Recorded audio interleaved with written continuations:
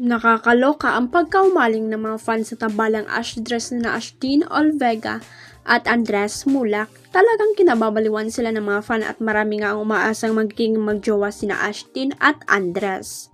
At kung grabe ang suporta sa sarili nila na ang mutya ng Section E na umere sa Bibawan ang minamahal 100 bulaklak para kay Luna, movie nila na ipapalabas na sa September 24 ay dudumugin daw ng mga fan.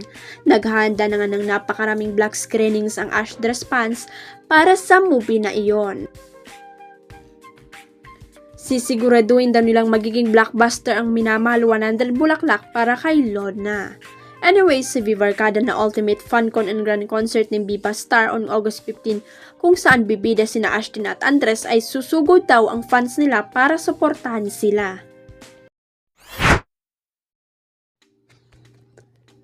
Tinupad ni Marian Rivera ang hiling ni Zainab Barake na maging special guest sa YouTube channel ng Uli.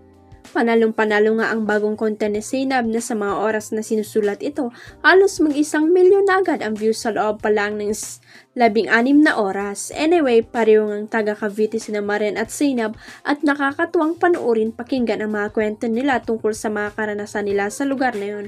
Pareho nga nilang kwento ang mga paborito nilang lugar sa Cavite at lalo ng mga pagkain.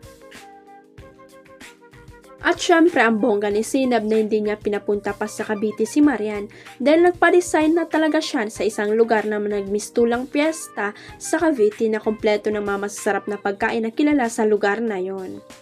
Anyway, dahil pareho na may asawa at mga anak sina Marian at Zainab, napag-usapan nila ang buhay-buhay ngayon lalo na pagdating sa pangangalapit. Tanungan ni Zainab kay Marian ay kung sino ang mas madalas mga labit sa kanila ni Dingdong. Parang siya, si Dingdong ang madalas, haha, natatawang sagot ni Marian. Pero gate ni Zainab, paano naman kung si Marian talaga ang nangangailangan? Ako kasi kapag nangangalagbit ako, kailangan lasing ako, hahaha, naglalasing ako, sabi ni Zainab. Ala siya, bakit ganun kailangan lasing reaksyon ni Marian? Oo nga, sa sobrang mabunga nga ako, lagi ako mabiro sa asawa ko pagdating sa kabastusan, pero pagdating sa wala shy type.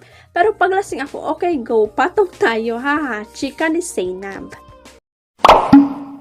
Huwag kalimutang i-click ang subscribe button at i-ring ang notification bell para sa latest at legit chika updates.